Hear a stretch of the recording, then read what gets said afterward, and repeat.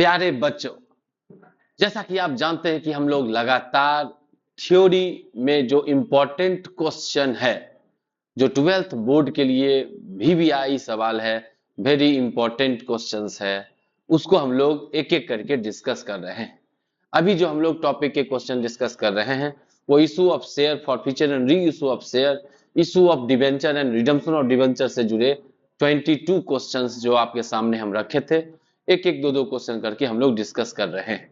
इस क्वेश्चन के अंदर हम लोग दो इस वीडियो के अंदर हम लोग दो क्वेश्चन डिस्कस करने जा रहे हैं।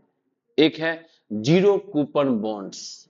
जीरो कूपन बॉन्ड्स किसको कहते हैं, और दूसरा सवाल जो आपके सामने रहेगा वो है debenture trust did. Debenture trust did. तो पहले हम लोग डिस्कस करेंगे जीरो कूपन बॉन्ड किसको कहते हैं। देखो, बॉन्ड और डिवेंचर सिमिलरली यूज किया जाता है, ठीक है। जनरली गवर्नमेंट जारी करती है तो उसको बॉन्ड्स बोला जाता है, और कंपनियां इशू करती हैं तो उनको डिवेंचर बोला जाता है। जनरली बॉन्ड्स पर इंटरेस्ट रेट फिक्स होते हैं। जैसे कोई बॉन्ड इशू हुआ तो उस पर रेट फिक्स होता है, 10% बॉन्ड है, 15% बॉन्ड है, तो उतना रेट से इंटरेस्ट उसमें दिया जाता है, जैसे सेम डिवेंचर पर दिया जाता है। इसका नाम है zero coupon bond. Zero coupon bond general bond से कैसे अलग है, तो इसमें कोई इंटरेस्ट रेट तय नहीं होता है। ये इशू होता है डिस्काउंट पर। ये इशू होता है किस पर? डिस्काउंट पर। और रिडीम होता है पार पर, माने फेस वैल्यू पर। मतलब समझो कोई चीज है 100 रुपया का, उसके फेस पर 100 रुपया लिखा हुआ है, ठीक है। उसको इशू किए 90 पे, तो पब्लिक से पैसा कितना लिए? 90 रुपीज। और जब मेच्योरिटी हो गया बॉन्ड का, बॉन्ड मेच्योर हो गया, जब उसको रिडीम करना है, मतलब पब्लिक से बॉन्ड लेके उसको पैसा देना है, तो पैसा दे दिए 100 रुपया। कितना कमाया बोलो? 10 रुपया। 90 में बेचे और 100 रुपया दे के ले लिए 10 रुपया। यहां रेट ऑफ इंटरेस्ट कोई पहले से तय नहीं है। ये इशू होता है किस पर? डिस्काउंट पर। और रिडीम होता है किस पर? मेच्योर किया जाता है इसको किस पर? फेस वैल्यू पर। मेन जीरो कूपन बॉन्ड्स का शॉर्ट नोट्स पूछता है। तो चलो समझते हैं एक बार और अच्छे से।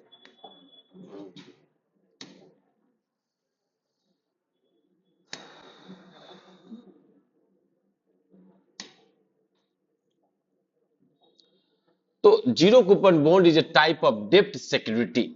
जैसे डिवेंचर होता है वैसे ये भी डेप्ट security that does not pay periodic interest. इसमें पीरियोडिक इंटरेस्ट नहीं होता है to the bond holders. Periodically interest नहीं दिया जाता है। ये इशू होता है सिग्निफिकेंट डिस्काउंट पर। इसका जो फेस होता है उससे ये डिस्काउंट पर इशू होता है, फेस वैल्यू के से डिस्काउंट पे इशू होता है। Investor receive the full face value. और जब रिडीम होता है, तो जब मेच्योरिटी होता है बॉन्ड का, तो फेस वैल्यू इन्वेस्टर को मिल जाता है। जैसे हम एग्जांपल दिए अपने तरफ से, 90 पे जारी किया और पब्लिक को मेच्योरिटी पर 100 रुपया दे दिया। यहां पे भी एक एग्जांपल दिया हुआ है, बिल्कुल एग्जाम में एग्जांपल से समझा सकते हैं। एक इन्वेस्टर है, might by zero coupon bonds खरीदा है, जिसका फेस वैल्यू 1 लाख है। फेस वैल्यू कितना है बोलो? 1 लाख। उसका डिस्काउंटिंग प्राइस जो है वो 43,000 है। अब जब सोचो फेस पर लिखा है कितना? 1 लाख, और इशू किया गया है कितना? 43,000 पर, ठीक है। और ये 15 साल के बाद मैच्योर होगा। 15 साल के बाद मैच्योर होगा। तो पब्लिक खरीदा कितने में? 43,000 में। 15 साल बाद क्या होगा? 15 ईयर बाद क्या हो जाएगा? पब्लिक को मिलेगा कितना? 1 लाख। तो गैप कितना हुआ? 57,000। वो कमा लिया। तो जीरो कूपन बॉन्ड में इंटरेस्ट रेट नहीं लिखा होता, 10% 12% ये नहीं लिखा होता। वो सिंपल जीरो कूपन बॉन्ड होता है जो इशू होता है डिस्काउंट पर, और रिडीम होता है किस पर, या मेच्योर होता है किस पर?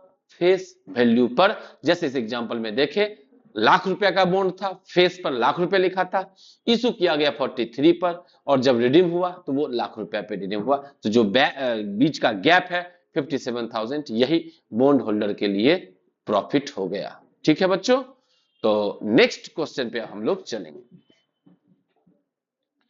नेक्स्ट क्वेश्चन बेहद इंपॉर्टेंट क्वेश्चन है, क्योंकि हर क्वेश्चन ही एक्चुअली यहां इंपॉर्टेंट क्वेश्चन हम लोग डिस्कस कर रहे हैं।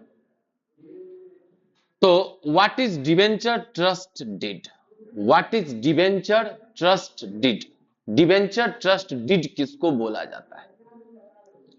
देखो, कंपनी जब डिवेंचर इशू करती है, जब कोई कंपनी डिवेंचर इशू करती है, तो वो एक डिवेंचर ट्रस्टी को अपॉइंट करती है। ठीक है, कोई जरूरी नहीं है डिवेंचर ट्रस्टी अपॉइंट करना, लेकिन कुछ सर्कमस्टांसेस या सिचुएशंस है जब कंपनी क्या करती है, डिवेंचर ट्रस्टी को अपॉइंट करती है। कंपनी क्या इशू कर रही है? डिवेंचर। कोई कंपनी मान लो 1000 करोड़ का डिवेंचर इशू कर रही है, 500 करोड़ का डिवेंचर इशू कर रही है, तो डिवेंचर होल्डर जो डिवेंचर खरीद रहा है उसको सेफ गार्ड देने के लिए एक डिवेंचर ट्रस्टी को अपॉइंट किया जाता है। तो डिवेंचर ट्रस्टी और कंपनी के बीच जो कॉन्ट्रैक्ट साइन होता है वही कहलाता है डिवेंचर ट्रस्ट डीड। तो बात फिर से समझो, कंपनी डिवेंचर इशू की पब्लिक में, पब्लिक डिवेंचर खरीदता है ना, और डिवेंचर एक तरह से लोन है, तो पब्लिक को एक डर भी रहता है, तो कंपनी क्या की है, डिवेंचर ट्रस्टी अपॉइंट कर ली है। ठीक है, जो पब्लिक के इंटरेस्ट को सेफ गार्ड देगा, सुरक्षित करेगा, है ना।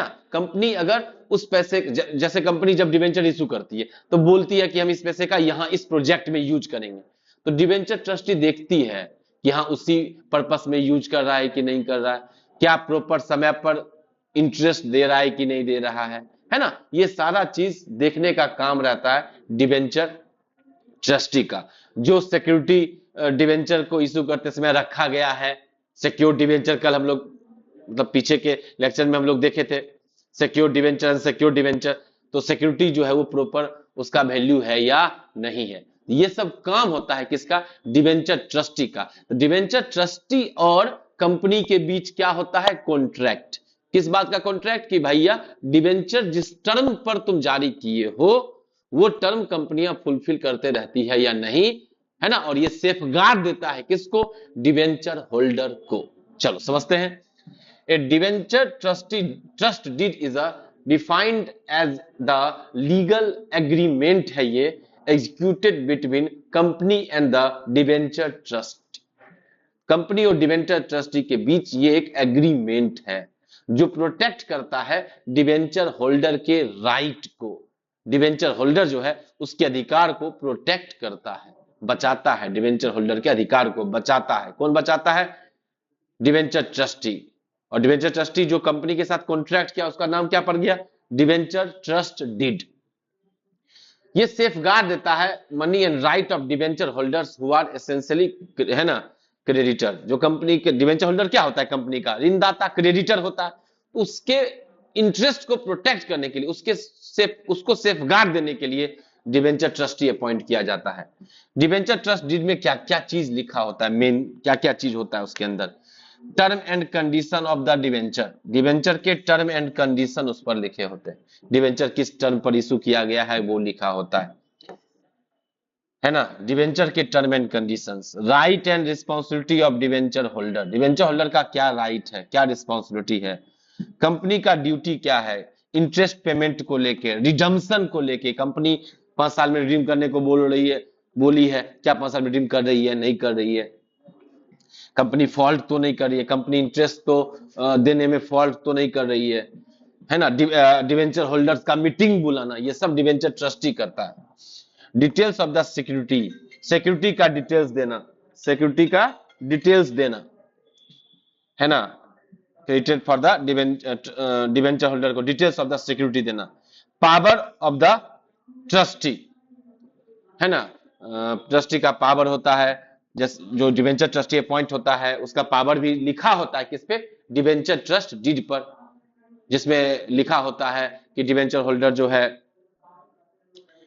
उसके लिए वो क्या कर सकता है, जब भी कोई गड़बड़ी होगा मीटिंग के लिए बुला सकता है डिवेंचर होल्डर को। कोई भी कंपनी अगर फॉल्ट करती है तो इसकी जानकारी आपको इमीडिएट डिवेंचर होल्डर को देना होता है। ये सब डिवेंचर ट्रस्ट डीड पर लिखा होता है ना। तो ये क्वेश्चन बहुत इंपॉर्टेंट क्वेश्चन है, इसको करना है, बहुत एग्जाम नजदीक आ रहा है, आप सब बहुत ईमानदारी से पढ़िए, है ना। हम आपको लगातार इंपॉर्टेंट क्वेश्चंस बताते रहेंगे और मेरी तरफ से बहुत सारी शुभकामनाएं हैं कि आप एग्जाम का भरपूर बेहतर ढंग से तैयारी कर सकें। मिलते हैं, हम लोग मिलते हैं नेक्स्ट वीडियो में, नेक्स्ट लेक्चर में।